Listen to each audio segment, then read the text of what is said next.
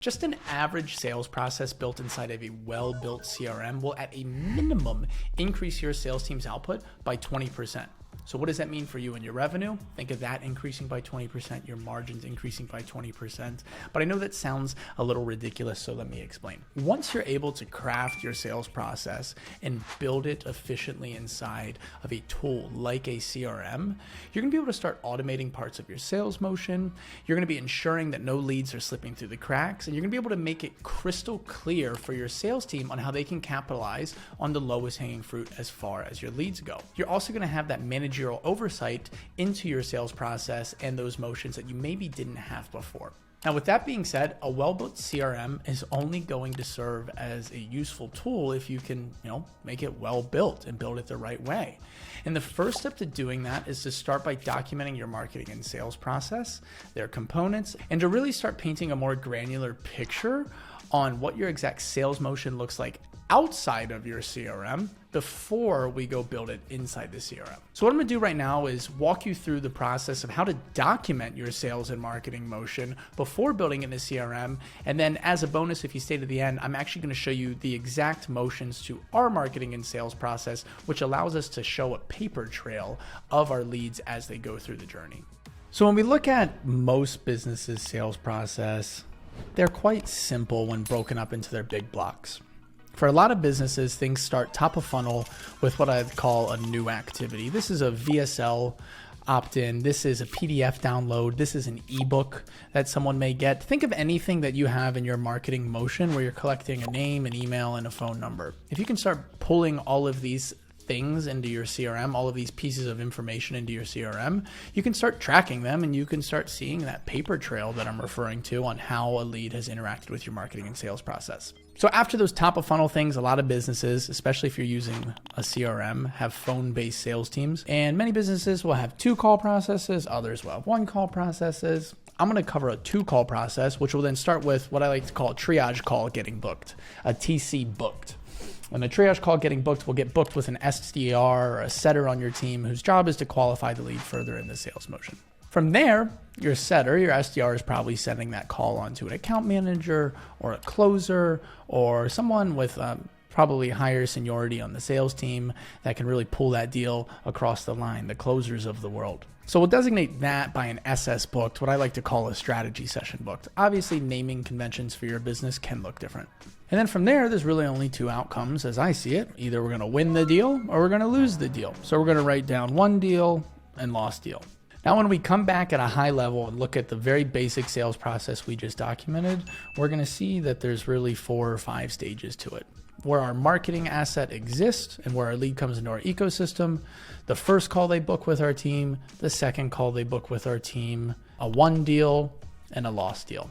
So back at the top under new activity for our marketing assets, we talked about what kind of different assets those could be. But another piece of information we would probably want to pull into the CRM is the actual date that that lead performed that activity.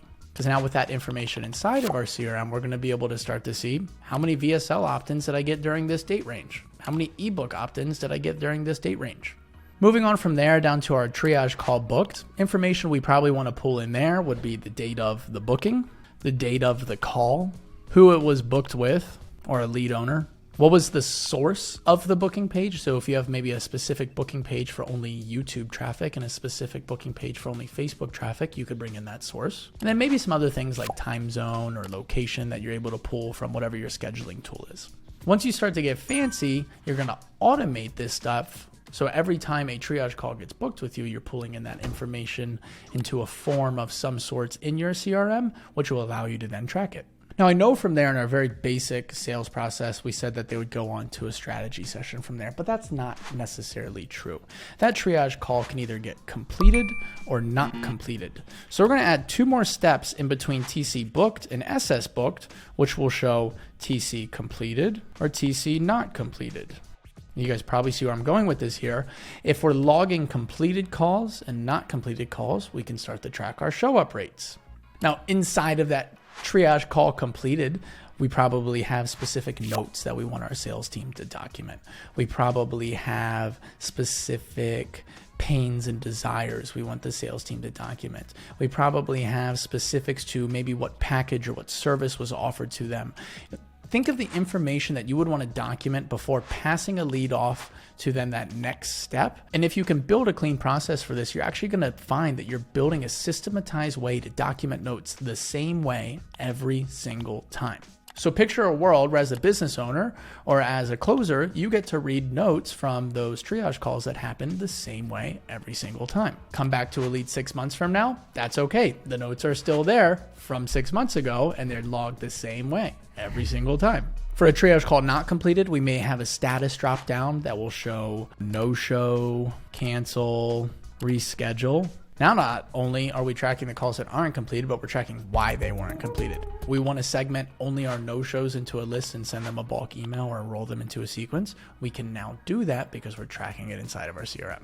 Now, that same stuff is going to follow for your strategy sessions, right? They're going to get completed or they're going to get not completed. For your not completed, same thing. Why was it not completed? They no-showed, they canceled, they rescheduled.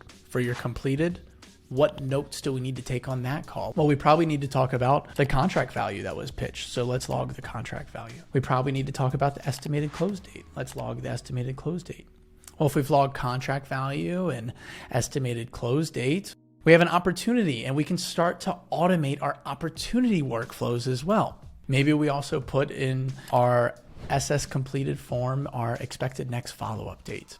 Now that we have an expected next follow-up date logged, we can create a task inside of our CRM that can remind us to follow up on that given date. So by this point, you're probably starting to see how you can take a 30,000 foot overview of your sales process and then really start to zoom in on it and start to figure out what other things can I track in here? What other data points can I get? What notes do I want taken?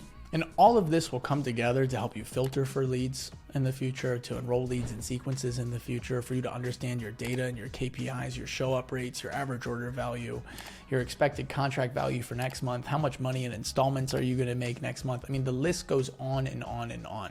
Lastly, if we go into our won deal, lost deal, we're going to start to track our win rates. We're going to start to track our loss rates. We're going to be able to maybe take that one deal and when we submit, initial payment, we log that. We log the total contract value. We log the installment plan. Whatever information is relevant to you in a sales one taking place, if we log that information in a clean way, we can track it, and then we can even kick off our fulfillment department and their motions as well. But we're not going to go into that right now. With clean documentation of these pieces of your marketing and sales process, you can start to have an activity feed inside of your CRM that looks like this. And look at the paper trail that this lead tells and how they've interacted with every part of our marketing process and every part of our sales process. If you use Hyros or Triple Whale, this is kind of like the click history equivalent to what you can see in there. And it's honestly a really beautiful thing, not only as a business owner, but as a sales rep that can see all of that happening and have all of that context for how a lead got to this point today. So what's the path back home from here? You're really going to want to get a good understanding of then how you can build this process inside your CRM of choice. So look into the features and benefits of the CRM you've chosen to use and understand what features and benefits you can leverage in order to document your sales motion inside of it. For Close.com, we use custom activities to log these motions, which can then automate a lot of our processes. Inside of HubSpot, I believe they call it playbooks that they use that would serve as the same feature. Just think of them as forms inside of a CRM. Most have some sort of form function. Forms inside of a CRM that start to log or allow you to log all of the activities, notes, objections, etc. Hope you have enjoyed this video. Comment down below if you want to see exactly how I do this process specific to Close.com. Unfortunately, I don't know how to do it for any other CRMs, but I would be happy to show exactly how I build this then inside of Close.com.